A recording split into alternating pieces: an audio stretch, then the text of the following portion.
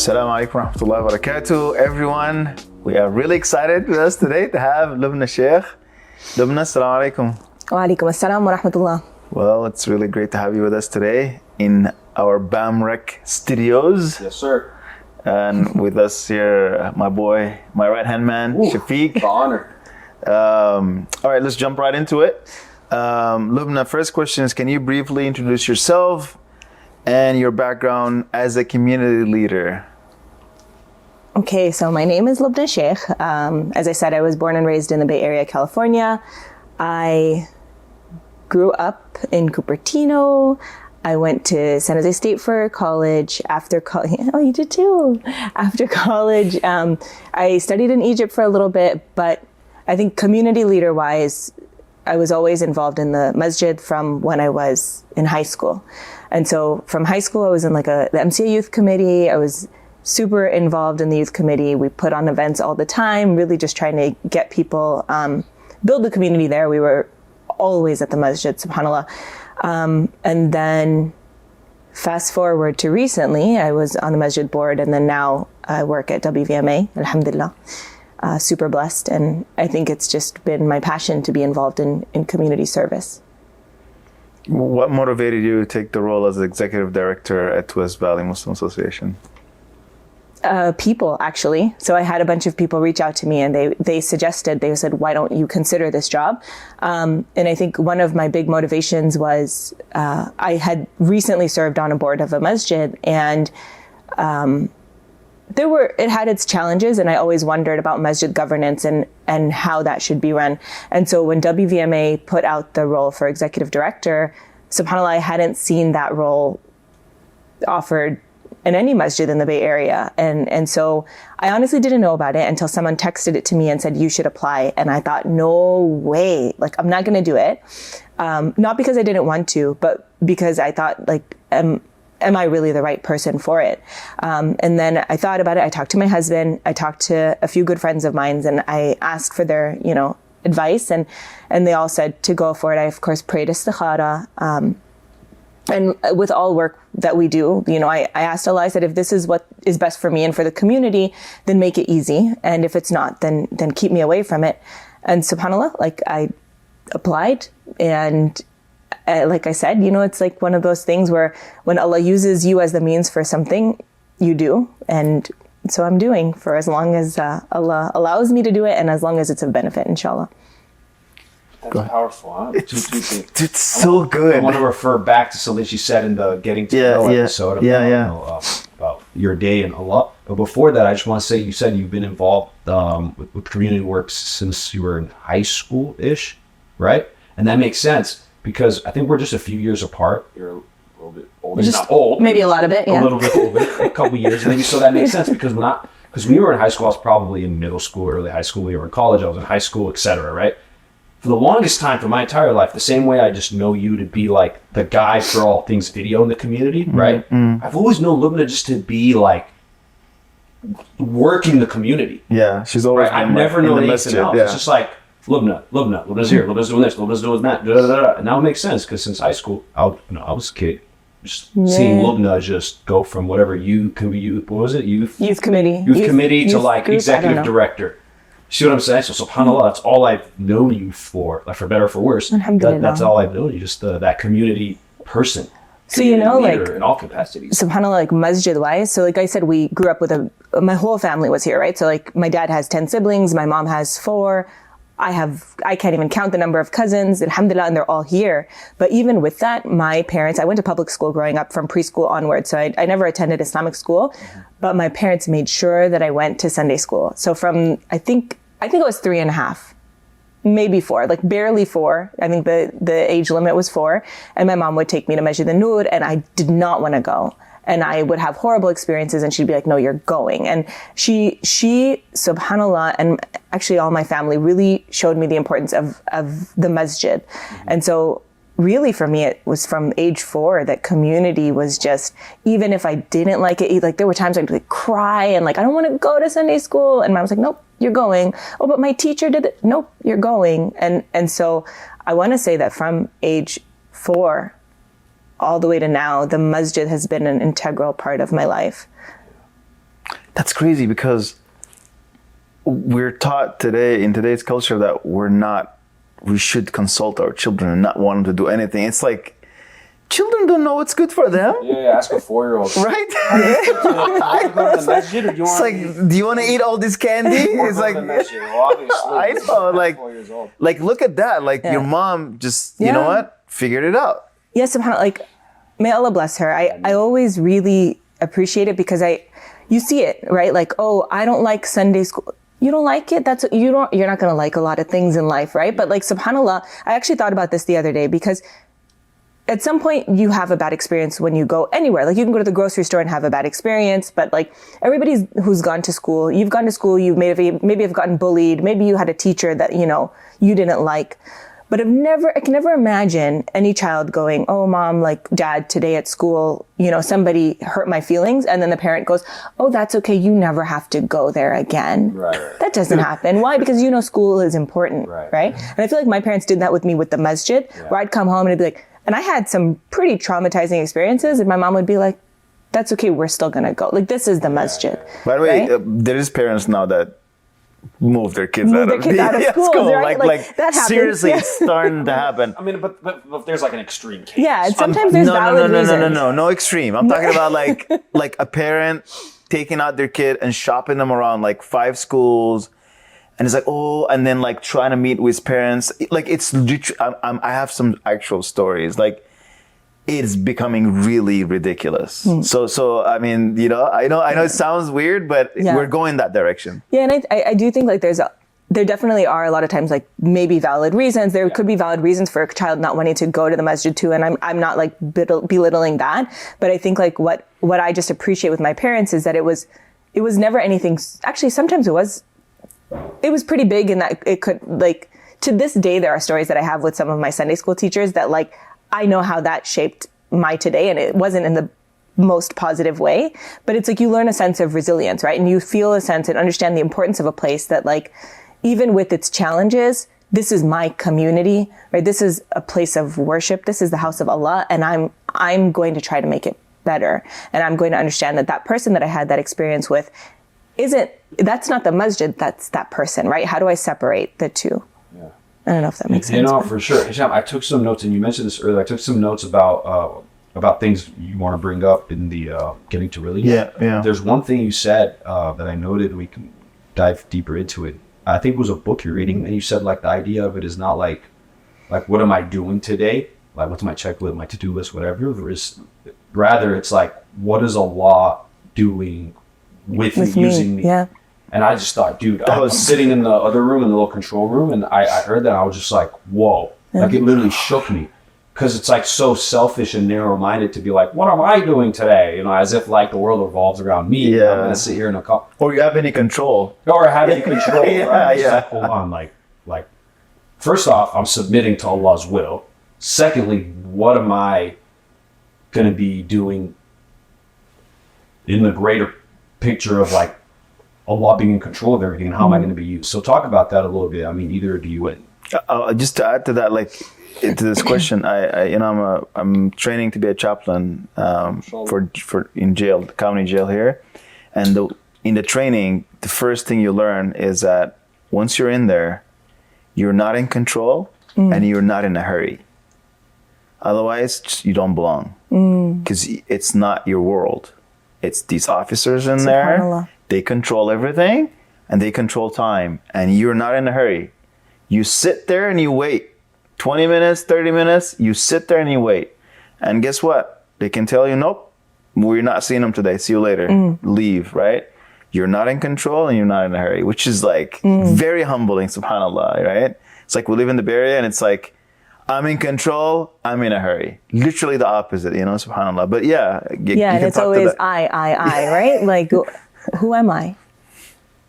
At the end of the day, like, really, who am I? I think, so I'm going to try not to be long with this story, but can you also share the book again, and then, and the hikmah, this hikmah that he just... So I don't remember the word for word, but it was basically that it's the foolish one who wakes up in the morning and thinks, what am I doing? Like, what am I going to do with my time?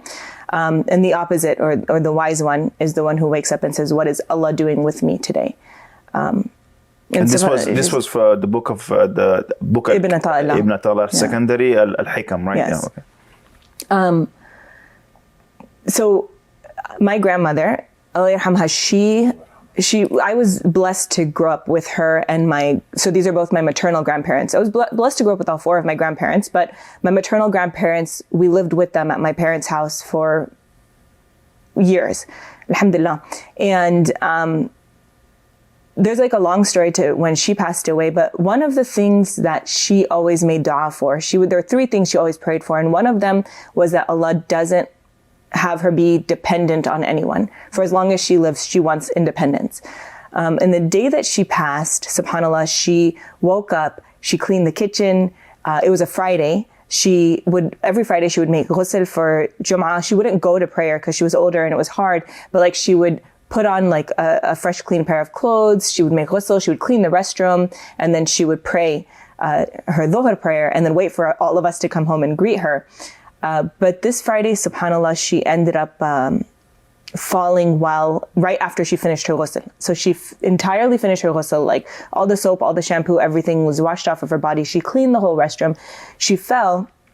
And the story goes that she was at home when she fell, like she was in the shower, but my mom had gone to the grocery store. And when my mom went to the grocery store, my mom had that week off from school. She worked at a school.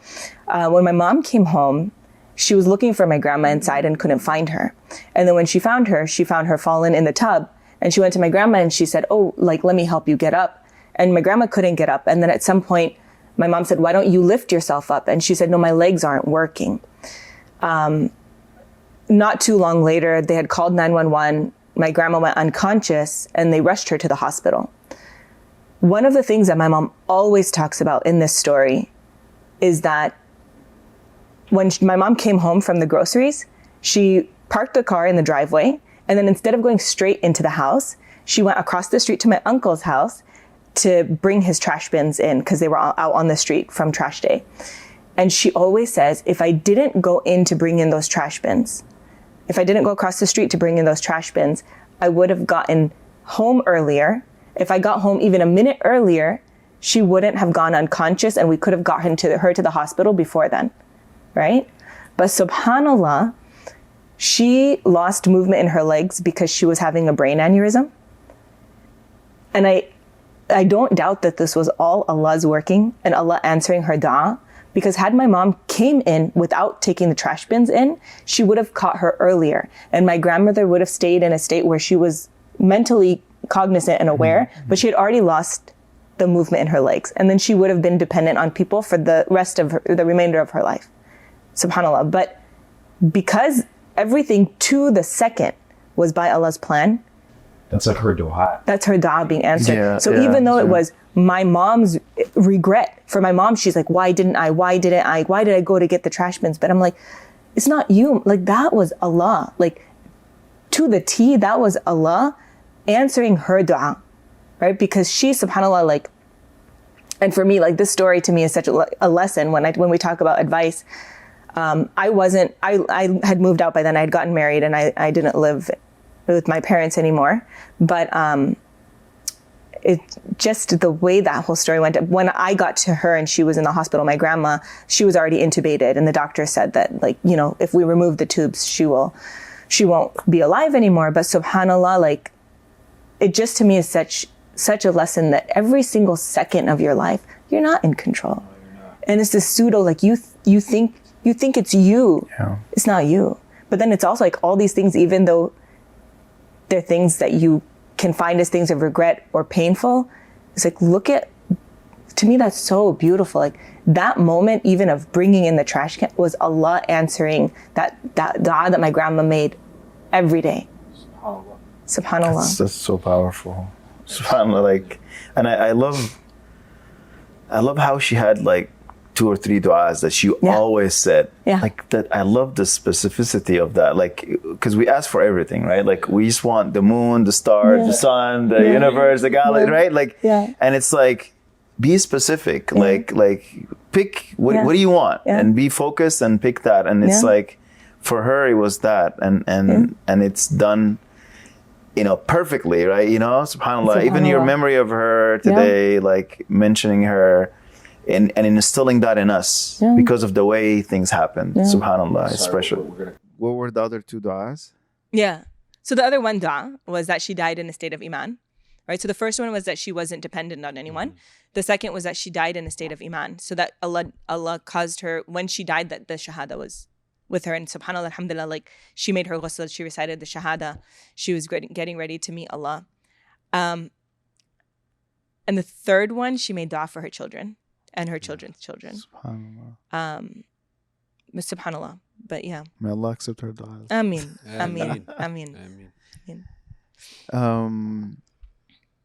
Yeah, I think Ibn Ata'illah Secondary, he's fascinating. He has this book called the Book of Wisdoms, and he has these like very short wisdoms that you read, and it just it hits you. You're like, what? Wait, yeah, I'm not in control. Like, you think you're in control, and you're not in control.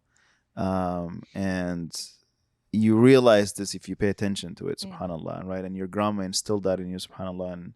And then you realizing it, when she passed away, that I'm not in control, right? And we forget, right? And I want you to say more about, your regret. You talked about your regret that, you didn't talk to her. Can you tell us more about that? So it was, she passed away on a Friday. And it was Friday morning that I was at home at my house, and my mom called me to check in, and I was on the phone with my mom, and I heard my grandma in the background, and she was like, "Oh, is it Lubna on the phone?" And my mom said, "Yeah." And then my grandma said, "Oh, how's she doing? Does she?" I think my stomach was hurt. Like something was happening. They had come over 2 nights before, two days before, and she knew that I wasn't feeling well. And so she was like, "How's she doing?" And she was asking all these questions. Then my mom said, "You know what? Let me finish on the phone with Lubna, and then you could talk to her." And so my grandma waited for me to finish talking to my mom, and the conversation with my mom went for a bit. And then when we finally finished, my mom and I, she was like, "Okay, here, talk to Nani now." And then I was in the middle of watching a show. I wanted to finish watching the show. Then I had something else to do afterwards. So then I was like, "You know what, Mom? Like, I'll talk to Nani when I come over," because we were going to be there for dinner that evening. And I said, "I'll just talk to her when I come over. Tell her I said salam." So the mom was like, "Hey, look, she just told Nani." And Nani's like, Nani was amazing. MashaAllah. Just your grandparents, you got to love them, right? And then I hung up. And then within like a 2-hour time span, my phone rang, and it was my uncle. And I picked up, and he said, "Lubna, your Nani fell in the shower, and she's okay. They rushed her to the hospital, but she's fine, and she's going to be fine. You just go to your mom and be with your mom." And like getting that phone call, subhanAllah, like when you have a lot of family around, like you experience this often, right? Like someone has gotten sick, something happened. But there was something with that phone call that just like, I got in the car and, turned on the car, and I said, "No, I need to go to the hospital." And so I drove straight to the hospital, El Camino Hospital, and my uncle was there, my aunt was there, and they were waiting in the waiting room of the emergency room. And we've done this often. And so I'm like, "Wait, why are we in the waiting room still? Why is the doctor taking us to this little conference room? Something's not right." And then subhanAllah, like when we finally got to see my grandmother, she was intubated. So they had breathing tubes in her. And the doctors brought an x-ray, and they said, the whole left side of her brain has hemorrhaged. And so if we remove these tubes, she's on the ventilator. If we remove the tubes, she's not going to survive. And at that moment, I remember looking at her, and I went to her, and I just, I kind of stroked her forehead, and I looked at her, and I was like, "Nani," like, but I couldn't talk to her. And I think that like, subhanAllah, that feeling of just smile, like just look at me, just open your eyes, And with like 2 hours earlier, she was sitting and waiting for the opportunity to talk to me. But subhanAllah, from that, like one of the lessons one of the things that like hit me, was that that's like our relationship with Allah now. That Allah gave us prayer, right? 5 times a day, where He's like, "Just come and talk to me," right? You can have that conversation. You don't know which one is the last one. You don't know which one is the last one. And you don't know what day that like it's all just going to stop. Yeah. You know, that day that like you're going to hear the Fatiha or hear the call to the adhan, but you can't it's for go. your janazah and you can't pray. Like the door to talking to Allah is closed. And that was a thing that like, with that story of my nani, one, I was like, man, I really need to cherish this time I have with those people that I love here. But then also like, I need to cherish the time that I have with Allah, like the opportunity to have those conversations. Yeah. Because I don't know, like, am I going to get home today? Like, I'm gonna meet her for dinner. Like you expect I'm going to see her in the evening. I'm gonna see her no for dinner. problem. Yeah. I never saw her again. And I stood there in front of her being like, Nani, Nani, Nani. And to me, it was just like, one day we're going to stand in front of Allah and not have this opportunity that we have now. SubhanAllah. So like when you ask me like what's the biggest advice I've gotten, or like those are like the times that I've gotten the hardest lessons that have hit the most are times like that. And I try my best to like, because I could look back at that and really regret it. Yeah. But I try my best to think, you know what? Inshallah, Ya Rab, like Nani knows that I love her. Oh, absolutely. Right? Yeah. But like, what is it that I can take from this that's going to help me for my future? Right? Yeah. So now it's like I've turned that memory that otherwise, and still is pretty painful, into something that hopefully, you know, I can live by it and act by it and learn, you know.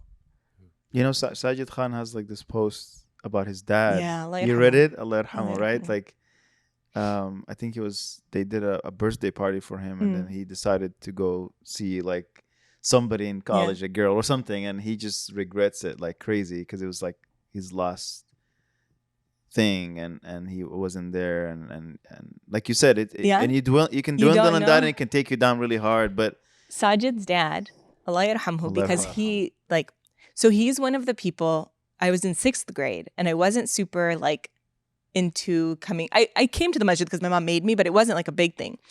And I used to like doing art stuff. And there was this one thing that I tried. I tried to write Allah in calligraphy and graph paper. I still have it to this day. But Sajid's family and our family, like we've known each other for, I think my parents and their parents knew each other before I was born. MashaAllah, that's awesome. But so one day Sajid's dad came to my parents' place, and my dad, who was never, I don't know if he loved the art that I did, but for some reason he went to my room and he pulled out this graph paper calligraphy thing. It was not cute. I'll show it to you guys. He pulled it out and he showed it to Sajid's dad. And I was so embarrassed. I was like, oh, this is like the founder of MCA and you're showing him my like scratch chicken artwork. Sajid's dad looked at that and he said, this is beautiful. And he saw it and he said, we need people like you in our community, Lubna. He's like, you need to, he's like, this needs to be in MCA's newsletter. And I remember as a child, like he showed me that what I was doing was important. And like to this day, I'm like, it sounded like he meant it. But part of me is like, he was such a great guy that he might have just been saying it to encourage me to feel encouraged, you know? And then later on in life, when we were in youth group, this was the days before he passed, he had come up to me in Yasin's corner, I think it might have been. And he was like, telling me, he's like, I'm so proud of the work that you guys are doing. And it was just this beautiful, like very humble, he was, mashallah, Allah yarhamu. But I remember he turned around and he walked away towards the Granada Islamic School halls. Yeah. And as he turned, I was about to say, oh, uncle, thank you so much. Like, thank you, because of you, like we're encouraged to do it. And he had already turned around and I didn't want to call him back. And I said, I'll tell him tomorrow. Oh my, don't tell me that was the last time. I never talked to him after that. Oh Subhanallah. my God. SubhanAllah, dude. Wow. These are some Subhanallah. crazy stories. I'm telling you, man. Just those are the having moments, goosebumps right? Like now. I never got, the next time I heard he had passed, subhanAllah. May Allah grant him the highest level of Jannah. I mean, Yeah, we need to be But it's like, just but like- what's crazy is like how powerful words can be to a kid. Oh yeah. Like that encouragement. Yes. that could have been the seed maybe for you to Yeah. just It could continue. have been. I mean, yeah. And he, I don't know if he ever knew that. But, and it literally, like, he took something. And so words can be encouraging. Words can also be Right. extremely damaging. Yeah. Right. And subhanAllah, we don't think about it. Right. My grandfather always used to tell me, he's like, you talk too much, Lubna. And it's so Subhanallah. funny, subhanAllah, like he always used to tell me, he said, Lubna, Allah gave you 2 ears and only 1 mouth. Subhanallah. like- Listen twice more than you talk. And then he goes, and you know what else? And I was like, what? Nah. Like he's like, he took your tongue and he put it in jail. Oh, And then he subhanallah. gave it another, like he's like, he put your tongue behind the jail of your teeth Subhanallah. and gave it an additional sealing with your lips. So it's a lot of work to talk. He's like, it should be. He's like, why is it so easy for you? You gotta just love grandparents. That's amazing. Allah That's- yarhamhum. Allah yarhamhum. Yeah, subhanallah.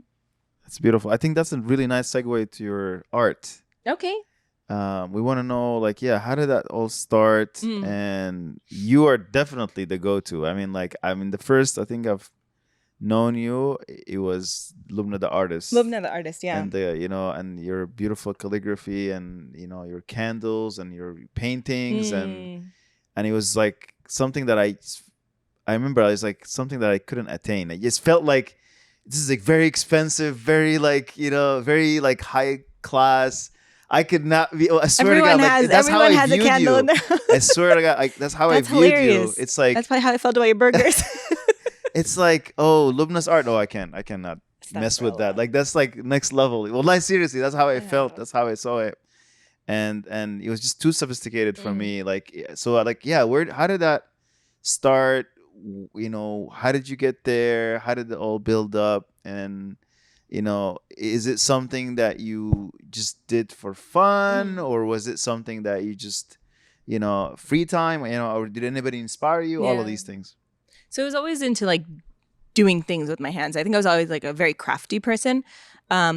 When I was young, my mom used to always take me to like Michael's arts and crafts store, and they had like these weekend projects, and I was always doing them. And I think I could just get lost in the just working anything in terms of being able to do craft work and handiwork.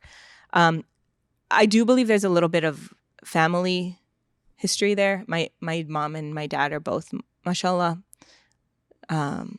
handiwork people. They're very handy, and they are. And are they artists too? My mom's done a lot here and there. My dad is like the jack of all trades. Like he'll tell you he's done it all and he can do everything, mashallah. But so I think there's part of that. My grandfather also, my paternal grandfather, and my maternal grandfather both sewed really well. So I mean, Allahu alam, but I was always into it as a kid. And then my dad told me that the reason I was able to work with my hands so well was because I was supposed to be a surgeon. That's amazing. You wanted to be a doctor. Of course, my dad wanted me to be a doctor. I failed. So I was supposed to be a surgeon. That's why I was blessed with the ability to like do really fine, meticulous work, right? And he even said it one time because when I was in college and I was studying art, I remember working on a painting, and I'm able to, alhamdulillah, make like really fine lines and stuff. And I remember my mom one day was like, look, isn't that so beautiful? And he was like, no, you see her hands? You see how still she's able to, because she was meant to perform surgery. Like, that's why. And I was like, oh man, I didn't do that. Wait, she's not a surgeon? I'm not a surgeon. You're not a surgeon. I'm not a You're not a surgeon. surgeon. Why do we have her on the show? Sorry. I know. I'm not a doctor, It's not a just like lawyer, not using- an engineer. It didn't happen. It's only like using red colors. That's all you need. Like, Exactly. I can art paint. is red. I can imagine. No, I don't do well with blood and stuff. No, you don't. Yeah. I think I could if I had to, but I don't. It's not my line of work of choice. Yeah. Okay. So my art. Yes, your art. So yeah, I was always into it growing up, and then I never thought I'd be brave enough to actually take it as like something that I'll study in college, because that's like taboo. I remember there was one time this uncle and this auntie were asking me, they were like, oh, what do you study? And I was like, fine arts. And they were like, finance. And I was like, no. Finance. Yeah. I was like, no, fine arts. They're like, huh, beta, finance. And I'm like, no. And then I had to be like this. Like, I paint. And they were like, their faces. It was beautiful. God. I was just like, that's what I do. I paint. And like, it was challenging. I think I had to get past this. Like, I would always tell people like, oh, what do you do? I'm like, oh, I'm just an artist. There's always a just before it. And a lot of moms do this. I feel like I just stay at home. Like, no, you're not just a mom. You're a mom, right? Like, but Islamic art, or like, I actually don't, I have a weird thing about calling art Islamic art because that's a whole other conversation. But getting into doing calligraphy and such, after I graduated college, actually, so before I did, I would like dabble in it, right? Like the graph paper thing and just like chicken scratch stuff. But after I graduated college, my cousin, who also, she did a minor in art, and she's older than me and was super artsy. And I think probably is a lot of my inspiration behind what I do now. But even when I was younger was probably a lot of the inspiration. She one day was like, have you ever tried to write Bismillah ar-Rahman ar-Rahim? And I was like, no. And she goes, why not? And my reason was I'm too scared. Like, what if I write it wrong? What if I mess it up? And she goes, just try it. And so I wrote it. And then subhanAllah, she took it and she carved it into a stamp. Wow. Yeah. That's crazy. Yeah. So she took linoleum, she did a stamp carving, and then we started stamping. And then from there, it was like some of our family members were around. They're like, you could make stationery. Like there's no, like, we haven't seen much Islamic stationery. Now, alhamdulillah, there's stuff everywhere. Yeah. But that's where the stationery came from. Then we started thinking, like, at that time, a lot of the art that existed was just like the black velvet gold calligraphy art, right? It was there was only one almost, right? And so I was thinking, okay, like aesthetic is so different. Everyone's, like decor is different. How do we make art that, has Quran on it, has calligraphy on it, reminds people of Allah, but has a different aesthetic, that matches what might be something, appealing to us today. And then that's where the candles came in. We're like, every home wants candles. Candles smell good. Candles are light. Allah is light. And so then it was this process of, my cousin did a lot of it. Like, how do we get calligraphy onto the candle? And that was our first thing that we started with, where we figured out a way we would hand carve and paint calligraphy on candles. And then from there, it just kept going, like candles, lanterns, prints. And then eventually down the line, I went to Egypt and I studied Arabic calligraphy. So in college, I learned like different mediums. I did woodworking. I was like probably the only, I was the only girl in the... Girl, probably, not the only girl. I was the only girl who wore a baya and a scarf and carried a 2x4 down the hallway. And I think they really confused people. And so, I was making furniture and doing all this stuff in college. And I learned, a bunch of different mediums and everything. And then when I went to Egypt and I learned calligraphy, like I studied it formally and I didn't study it enough. Like there's so much more I need to learn. But I learned the basics. And one of the things that has always kept me going, actually has been another huge lesson in life, is my teacher. My first class with him, I sat at the table. It was just me and him. And he went to the board. He said, "What's your name?" I said, "Lubna." And then he took 2 markers at the same time. And he went to the whiteboard and he wrote my name 6 different ways. No way. Just like right Just there. like that, with 2 markers. And the 2 markers gave it this beautiful angle. It gave like thick lines, thin lines, in beautiful calligraphy. And he wrote my name 6 different ways in Arabic. And you were just like blown. I was blown away, but then I was like, because he said, "Uktubi." And I was like, "What?" And he literally said, "Right, like you do it." And I sat there in front of him and I was like, he hadn't taught me a thing. And he just said, "No, right." And I said, "How? Like I can't do it." And then he, literally a big lesson of life, he said, "What are you afraid of?" Wow. That's exactly what I was like. Oh, Oh. that's a good question. It's Like, what am I afraid I could of? do it. I could just... Right. And if I tried to do it and if I didn't do it right, the worst thing is I didn't try. Right? SubhanAllah. And I realized also another wonderful, wonderful sister said the same. Like we were in a workshop with one of my favorite artists and we had to do something that none of us had done. And somebody was like, "Oh, I don't have a creative bone in my body." And she said, "What does that even mean? Like, why would you say that?" Right. And I was like, man, like we limit ourselves so much. For sure. And then lastly, not lastly. So I studied calligraphy there. Then I came here and then I just kept going. And it became for me, being able to make art that had verses of the Quran on it was a very personal thing. Because like when my grandma passed away, I did a painting that said, "Inna lillahi wa inna ilayhi raji'un." And it was a very like healing process for me, just painting it.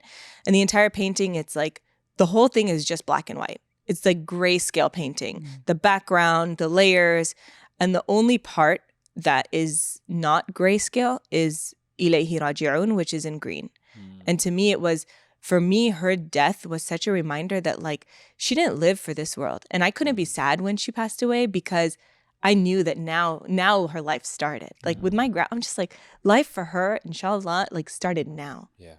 Like that's what she lived for.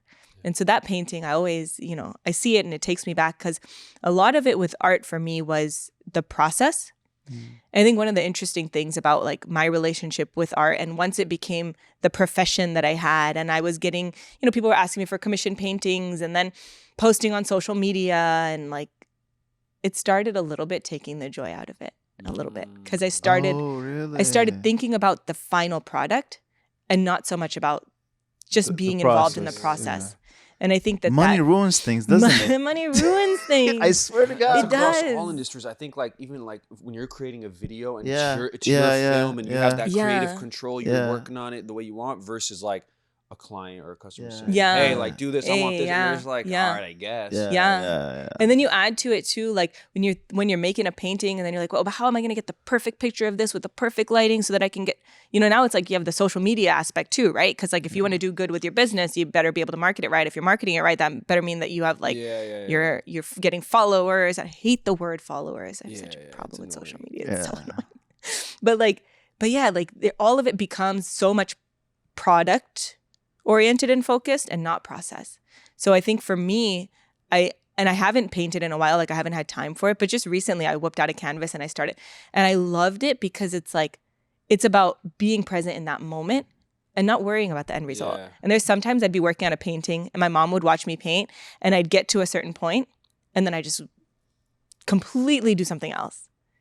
And she'd be like, oh my God. I'm like, no, this, I'm enjoying this, right? Like, cause it's never about the end. It's all like, about the journey she's of looking for the finish. And I know, like sometimes I know every brushstroke that went in, like what was going through my mind at that time. Like, and it's this beautiful relationship. And so when it was me doing art with Quran, it was me in a way, like it was a relationship with the Quran that I was almost able to like express my feelings with it, but through that motion and emotion. And it was a very personal thing that I think once it became something that was done business-wise, it lost a little bit of the, I don't know what the word, like the aura. It lost, like that touch, that creative outlet that you appreciate. It's lost a bit of the essence. That's beautiful. I have another thing that I want to get into, or do you want to continue on this one? Do you have any? No, this is great. I don't want to dive into what I'm about to say, but I do want to say, for the record, don't watch a movie with Lubna. Don't watch a movie. Don't watch movies with me. Don't watch movies with me. She said something blasphemous. Don't watch movies. Don't. Don't watch movies with me. In her getting to know don't watch episodes. Yeah, I told her you're not a good. It's a warning to everyone. She said, I don't know what the question was, but she said, when she watches movies, she fast forwards first, and she talks to people. I just talk. So when I got married, there's a couple. They'll remain nameless, but we would start watching movies with them, and we would watch. I think we watched X-Men for a while. It was so much fun. I was having fun. They were not having fun. Because I think at some point it just ended, and I was like, I know exactly why that's not happening anymore, and it's because how does Sohaib feel about it? Poor guy. Well, how to say poor guy? He has to deal with a lot. like, are you the type of person that's like, it'd be like a super important scene, and like everyone's just watching, and then something would happen, and then you'd be like, hey, did you see that? No. Dude, my eyes were closed. No. Okay, so there's like, the movie 12 Years a Slave. Yeah. I didn't say a word through that movie, right? So like, I don't talk like throughout every movie, but like maybe if it's like an action movie or like X-Men, I think I ask questions like, wait, but why? But what? I'm the annoying person that's like, if I don't understand, I'm like, wait, but why? How come isn't he? And then they're just like, can you just watch the movie? Yeah. It's like it's bad. There's stuff that sometimes there's stuff that's not realistic, or like there's a plot hole. So she's probably the person that points out the plot hole. Okay, as a filmmaker, I don't know. Is this allowed, or is she? No. I should not. I should only watch movies alone. Movies you're not allowed to open your mouth. You're not allowed to open your mouth throughout the process until it's done. Then you can have all the conversation. What she should do, or what we should do, what we should facilitate, is find everyone else that's like her. And put them all together for a movie screening. It's like you guys watch. Well, I found the solution. I just don't really watch movies, right? And then I'm very particular about which movies I watch. Okay. Right? Did you have in the MCA that room for mothers with children? Yeah, the mother's room. I think the mother's room. So we need a Lubna Lubna movie watching room. But then nobody's gonna. Here's the other problem though. I can't watch movies with people, and I'm a pretty like, it's really interesting. So it's unless it's like I'm going for a walk or whatever. If it's something that like, I'm a social eater, I think I'm also mostly a social movie watcher, unless it's a movie like unless it's. I'm an eater. You're an eater. I eat all the time. I don't give a damn. If anybody's around you or not. So, if I'm hungry, I'm just gonna eat. You're just gonna eat. Yeah. And so I think like for me, I just don't really if I'm like the ones that I watch seriously are the ones that I'll just like I'm okay watching this alone because I'm really into it and like it's gonna sound geeky, but like I'm learning something from it or I'm inspired by it. Really and then I think Suhaib has just learned how to deal with me. Mostly with Suhaib, when I watch movies or TV shows with him, I have my laptop open. And he probably doesn't love it, but Suhaib is an amazing guy. He's an amazing human being. Nobody Allah's blessed him with some crazy level of patience. Yeah, he's like oh man, perfect balance. I think you guys, mashallah, and Allah bless you and and protect you, but yeah, you guys are like complete. Is it true? Like opposites? No. We're pretty opposite, yeah. Which is amazing. That works. Yeah. It works really well because I think that it and Allahu alam, but I think it's been a huge blessing for me. I think that if I was with someone who was exactly me, it would be really bad. Yeah, I think so. But I think that there's a lot of room for growth. Like there's so many things that like and Allah has a plan for everyone, but it's just like so many things that I didn't even know that I needed in my life that was brought to me through having Suhaib in my life, if that makes sense. And it's just like you end up learning about yourself so much and growing in ways that like I don't know, it's such a blessing. He is kind of secretive, huh? Now I'm thinking out loud. Dude, I had to seek him out. Oh, we can't talk. We really can't talk about it. Can't talk about it. Like actually. Or no? No. So I don't know how much he'll want to be like. No, but now that I'm thinking about it, I was like, like who is he? In the beginning of the podcast, I said that since I was a kid, Lubna's always been like working in the community. Like fast forward, however many years, I'm like, have I ever met Suhaib? Dude, I didn't even know Lubna was married, bro. Actually, when we started working, I didn't even know she was married. A lot of people don't know that I am. Yeah, and then as I was like, dude, Lubna's married. I was like, what? I actually really like that. Yeah, that's actually like. Privacy is amazing, by the way. And it's a sunnah. Some level. Yeah. Like actually it's sunnah to be private in general. Yeah. Unless you need to. It's not the other way around. Yeah. It's like you need to keep your business because, dude, ayn is haq. Yeah. Right? People they really envy and they do hasad and stuff. And actually the Prophet, there is a hadith where he said, like, a lot of people die because of hasad. That's a real hadith. That's a real hadith. Whoa. He said, if you look at the reasons why people die, the majority actually is because of hasad. SubhanAllah. Like hate social media. I'm telling you, man. Like social media is real. It's real, man. It's like so. But it's also like, come on, like I don't. It's not like I hide from people. Like no, of course. But not. there's a reality too that like there are people Struggling to get married. Right. There are people struggling to have kids. Like people are struggling with all different things. Right. Okay, you're married. Great. Yeah. And also it's just like, and everybody's, the thing that I hate sometimes about marriage, and people assume cookie cutter. If you're not like this mold, then your marriage isn't right. But no, like everybody's lives are different and everybody's relationship is different and every human being is different. People don't put me and Azza together. They're always shocked to find out that we're married. Subhanallah. Like we just seem like very different. And it's like, again, I think opposite attracts. Yeah. In a lot of ways. And there's a lot of benefit to it. I mean, I feel like I've grown a lot just through that relationship. Alhamdulillah. Alhamdulillah. Hisham, I know you had another question or two. We're approaching time, so I want to, I was just going to talk about the question I had was in regards to, being a female in leadership, right? Like just, I know it's challenging just being a leader in our community.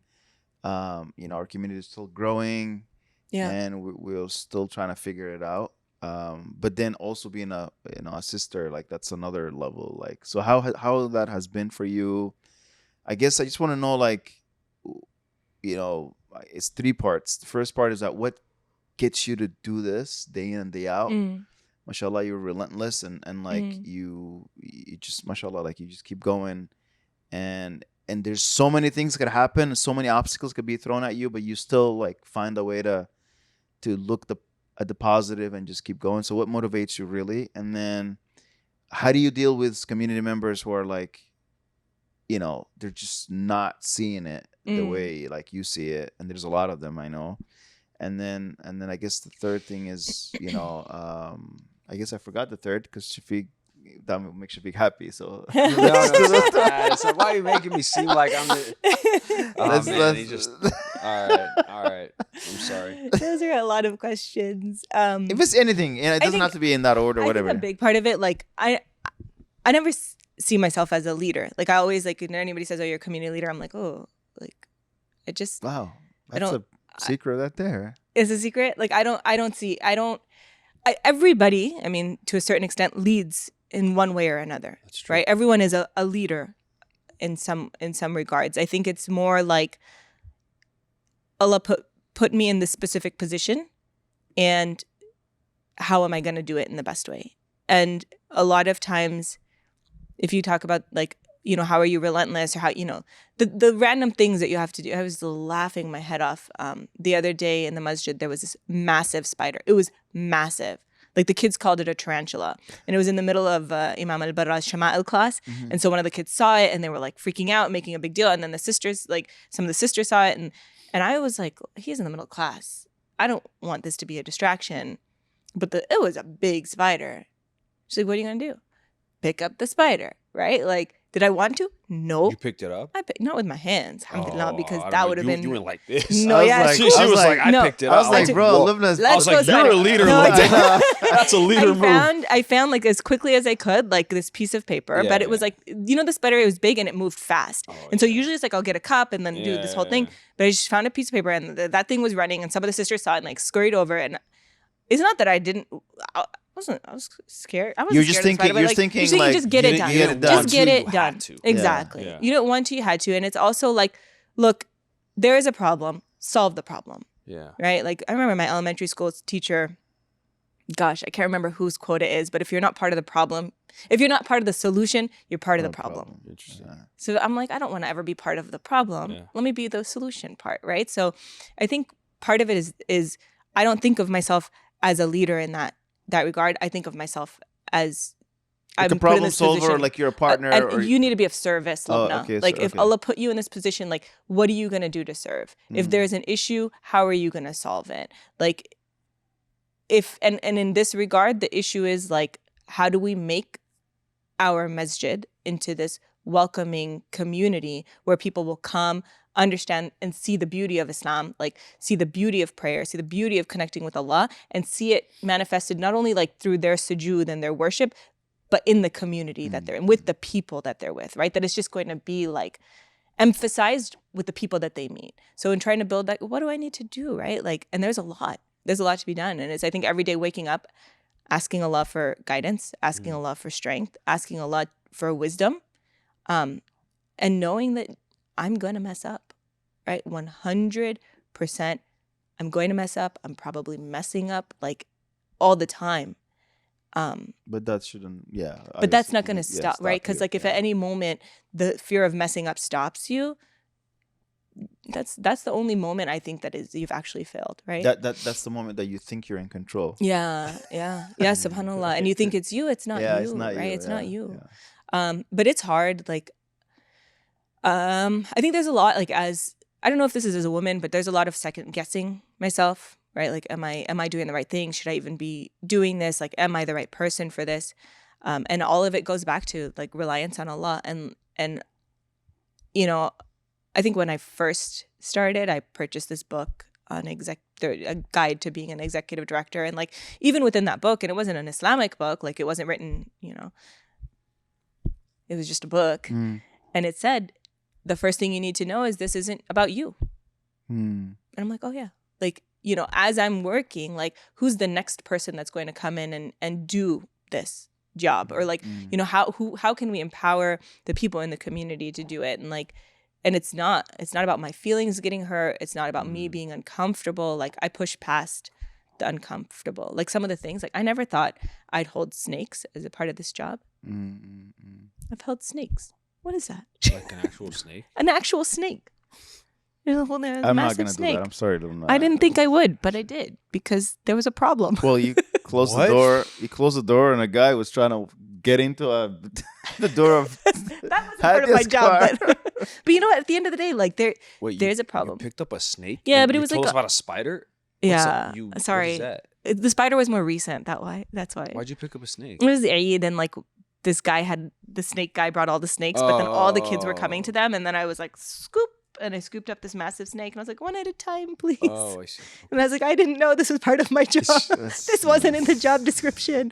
But no, I think that there's just a lot of things that out of your comfort zone, but if you don't try it, and also like if Allah put you in the position, and if Allah's going to replace you, He's going to replace you, right? Like, but if He's put you there, Allah's going to ask me, you know, Lubna, like, I put this in your path. What did you do? Yeah. Right. And every day that means, oh Allah, like, if this isn't what's right for me and what's right for the community, take it away. I think Imam Tahir said something, I'm butchering it, but like the idea was that like we have a lot of choices that we can make. Like, you know, I want to do this, I want to do that, I want to go here. But he goes, something where it's not really our choice. It's like Allah chose it for you is like Allah. Yeah. When you find yourself just serving your community, he goes, that wasn't your choice. That was like Allah's choice. And back to your point of how's Allah going to use me for that day. And I think the other thing on that point is it's an immense privilege. Like it's an amana. It's an immense privilege. Like how many people, you know, get to say that like you wake up in the morning, you go to the masjid. Like I get to go to the masjid for work. I get to pray 2 rak'ah when I walk into that space, right? Like I get to smile and say salam to people. I get like that's what an immense privilege. Yeah, it is. It's a blessing. It's a blessing. And I know like I don't take for granted the fact that like if Suhaib wasn't supportive, I wouldn't be able to do this, right? Like if Allah didn't put it there, if my parents like, you know, there's so much in place that's allowing. And anyone who's in service, it's a hard job, but I think it's hard on the families of the people who are doing it. And like, I think they're the true, like, actually, mashallah. I've seen it day in and day out. Yeah, like people are people on the other side of it. It's too much for them. Yeah. But subhanallah, Suhaib is a whole nother level. Mashallah. Well, and on this note, how do you know your spouses like, or your family in general, like, not tolerate, but deal with maybe like extended hours at the masjid, extended meetings, additional things like weekends gone, meetings till 11 p.m. Right? Like how has that been as community? Like for me, like she's very nice, she's kind, and she does allow me to do a lot of stuff. But there is a line, you know, like you kind test the waters, and you know there is a line that you can't cross. So they just have to be mindful, and you know, for me that's how it's been. But for Lubna, mashallah, I don't know, like it's her own thing, but like, does it ever get in the way of your like family life, personal life? Of course, dude. Yeah, it does a lot. That's the default state. Yeah, and I think one of the things that I always grapple with is the fear of working for community and neglecting family, right? Like, and that shouldn't happen. That should not happen, yeah. Because at the end of the day, if Allah asks me, did you spend time enough did you take care of your parents? And if I say, oh, but I was at the masjid doing holding XYZ. Snakes. I was holding snakes and catching spiders. Yeah. And my parents lived 10 minutes away. Like that's something that like I grapple with a lot. But like I said, like my parents, may Allah bless them, like they keep saying how happy they are, like they are. And like Suhaib knows too, if he ever told me, and I don't think cut this, but if Suhaib ever said, Lubna, don't do this, I'd step away. Yeah. You know, like, and there's a level of priorities. Like I talked to him actually. I seriously would, because that's one thing that I had in mind. Yeah. It was one of my concerns. I was like, I talked to him, and mashallah, like he was genuinely happy for like you and what you do, and supportive. Yeah. And I was like, mashallah, like I didn't know such people existed. Mashallah. Like so I mean, I'm telling you, yeah, and it's a blessing, and it is. And I think I was gonna say one of the things that like Suhaib works long hours too, right? So like both of us kind of work a lot, and it's easy a little bit, so we don't have kids, so like it's like makes it a little bit easier to spend time on other things because we're not like that, you know, like parents, and that is one thing, but kids is a whole other responsibility. But one of the things that I've been really cognizant of with Suhaib, with my parents, is to make sure that when I am with them, right, the moments that I am with them, I'm with them. It's 100%. Right? Because like, and this has happened. I've been with them and I'm on my phone. And it's like, why? You know, like if we only have a set number of hours together, be present. Yeah. And that's something that I'm still working on doing, but I think that's one of the keys. Because like you could spend a week with someone and not feel like you didn't spend any time with them. Actually, that's what I do when I go to Psych too. Yeah. When I go to Sacramento, just put it away. I just full on there, right? Yeah. But then they don't see me. Like when I'm not there, I'm not there. Like it's just... And I always thought about it with my grandfather too. And my grandparents in general, but my grandfather, because he just passed away in Ramadan, right? Wow. Like, but he lived to like 96, almost 97. And we would be with him, but a lot of times we would be on our phones. And I'm like, he's from a generation. Like not even like my parents' phones came, they have their phones now. And like they're on social media looking at stuff, whatever, WhatsApp videos. My grandfather, none of that. He didn't have a phone. And so how was that time that I spent with him then when I was on like he's so far removed from that, and on top of that, like I'm just there, but I'm not there. It's crazy. So anyways, I think presence of mind, of heart, like just your full presence, and it's a very prophetic thing to do too, right? But like to be there with people when you're with them, then it's like the times, it's not about the hours, it's not about the quantity, but it's about the quality of time. But it's hard sometimes. It's so hard. When it's always juggling hard. so many things, and you want to be present, but like 1,000 thoughts. Exactly. Did this happen? Did that happen? Is the Zoom link working? That I exactly set up? Like, right. You know, but you want to be present. But anyway. But then at the end of the day, you just realize that people solve their problems. Man. People solve it, and also like, Allah solves our problems, right? Like Allah's in charge. In control. You're not He's in control. You know, like He's in control. And it's just that's us. Like it's that mentality of like, but I need to do this. Like the Zoom link didn't work. I feel bad about it, but they had the meeting. Right? Like things got solved, and maybe in a better way, because that's true. Yeah, we try our best. Hisham, final wrap up thoughts. Just we want to thank Lubna for obviously giving us her time. Yeah, Lubna, jazakumullah khair. Thank our crew. They don't get recognized. They don't get recognized much, you know. All 20 of them, mashallah. Really, it's huge amazing crew. Mashallah. I know. Lubna, jazakumullah khair for being here, taking time, and being fully with us. Alhamdulillah. You know, I do have my phone right here. I know. The camera can't see it. Don't. It's hidden. And you know, and sharing so much like, you know, insights, and I know like we always like to keep things private, but sometimes like, you know, that's how we inspire. Inspire each other, you know, through some of these beautiful stories and some of these personal experiences. Yeah, subhanallah. And ask Allah subhanahu wa ta'ala to bless you, Ameen. make it easy for you to continue. Ameen. And to, you know, shower our community and all communities with, you know, inshallah, this closeness to Allah subhanahu wa ta'ala. Ameen. And hopefully this is not the last time. So it's just the beginning. This is just season 1. So season 1. Season 2, you're gonna interview him. Yes. Oh. I think that done. We'll talk about tomorrow. Tomorrow? We'll talk about it in the interview. Not tomorrow. Oh, okay. The crew needs a break. Yeah, the crew needs a break. All right. Assalamu alaikum wa rahmatullahi wa barakatuh. Wa alaikum salam wa rahmatullah.